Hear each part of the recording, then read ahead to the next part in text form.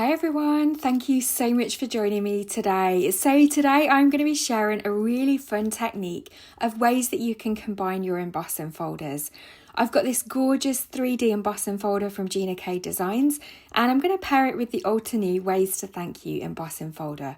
I've also got the Ruffled Blooms stamp and die set to go with the embossing folder, and so that's what I'm going to be using to create today's card. I'm also going to be using a few of the metallic inks from Horton Crafts. I've got Lovestruck, Mojito and Silver Shine, and so we're going to be using those to add colour today as well. So first off, you want to emboss your cardstock using the embossing folder that you want to be in the background. So I'm just going to trim down a piece of smooth white card to 4 1/4 by 5.5 inches. And then I'm going to place it inside the Ways to Thank You embossing folder. Now, you could use a geometric pattern, dots, polka dots, any kind of text embossing folder, anything that you want in the background of your panel, emboss first. So I'm using my big shot machine today, and I needed the base plate, the A plate and a cutting plate to emboss this embossing folder from Altenew.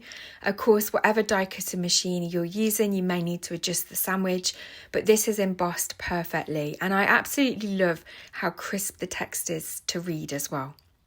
So next I'm going to remove that A plate, and I'm just going to keep my base plate and one cutting plate, and I'm going to pop it now inside the 3D embossing folder from Gina Designs. This is the Ruffled Blooms embossing folder. It was part of the May 2025 kit. It also comes with a flower die so that you can cut out a flower shape and then just emboss the flowers. So I think that's really clever. So I'm now going to place the panel into the embossing folder and make sure that it's nice and straight. I want the design to finish lower down on the card panel, so I'm placing my card right at the top of the folder. Now I am going to be trimming this down later on, but making sure that it's nice and straight saves having to try and correct that later on.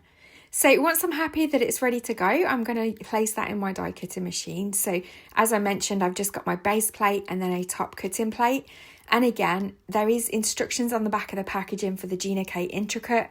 And of course, if you've got other die cutting machines, then you'll just need to work out the appropriate sandwich for your die cut machine. But whatever you do, you don't want to be forcing it through. And then look at that. We've got that beautiful, gorgeous floral design, and then that lovely thank you embossing folder text in the background. And I think this is a really fun way of combining your embossing folders together to create really fun effects. Now, there are coordinating stencils for this embossing folder, so you don't need to do this if you'd prefer to colour it with the stencils, but I really wanted to just create a more rustic look today. So I'm going to add some of this Lovestruck Cloud 9 metallic ink from Horton Crafts, and I'm just using my finger just to capture the raised areas of the embossing folder. I'm making sure to start in the centre of the flowers, and then I'm blending that ink out with my finger. And again, I'm doing the same with the Mojito, with the leaves, just very carefully capturing the raised portions of the leaves and the stems. If you didn't want to get your fingers mucky, as I'm doing here, you could definitely use a blending tool instead, or you could use the coordinating stencils just to make sure that the ink only goes on the flowers and the leaves and the stems. You could also put a glove on and then do the ink blending that way as well. So there's definitely ways around this, but I don't mind getting my fingers inky. And then I'm just using the Silver Shine to add a few splatters in the background.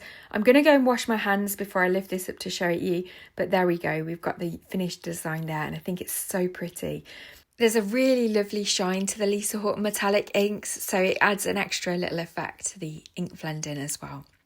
I've got an A2 card blank with an A2 piercing die from Waffle Flower Crafts already attached. So that was on my desk, and I decided that that would make a really good background for this panel. So I'm just going to add some liquid glue to the back of that. I'm using the Barely Arts glue here, and then I'm just going to place that down and make sure that it's nice and centered. For the sentiment today, I'm going to use the Ruffled Blooms stamp set. And there's that lovely sentiment that says, "You make my world a better place." Now, I thought I would just use that word, sub-sentiment, but I do decide to stamp the friend as well.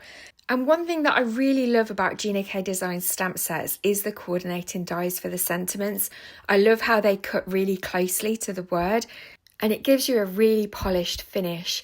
But something to bear in mind is that you cannot buy the die set separately. So you can buy the stamp set on its own, or you can buy the stamp and die set as a bundle, but you can't buy the die set later on if you change your mind. So really think carefully about that. If you do decide to purchase anything from Gina K Designs, think carefully about whether you will want the coordinating die. I really like having the coordinating dies because I just think it gives you so much more versatility, but I know for everybody it's not in their budget, and also some people don't mind fussy cutting, and they can fussy cut around the sentiments and make them look really good as well. So it's whatever you prefer really in your crafting style. So I've die cut the sentiment and I'm just working out where I want to place it now, and I think I do decide to pop it in the bottom right hand corner. I am going to die cut a few of the sentiment strips just from some white cardstock, just so that I can pop that sentiment up and give it a little bit of dimension.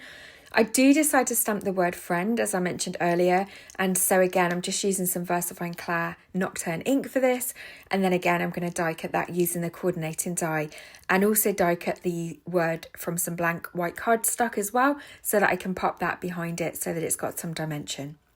So once they're all die cut and ready to go, I've glued them all down and stacked them up, and then I'm just going to add some liquid glue to the back of the word dies and stick them down in the bottom of my card as well.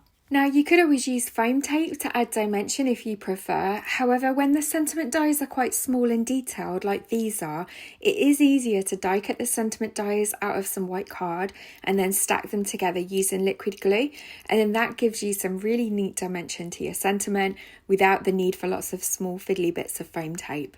So once that's stuck down, I'm going to add a few gems to finish, and then that will finish off our card for today. So I really hope that you've enjoyed today's tutorial.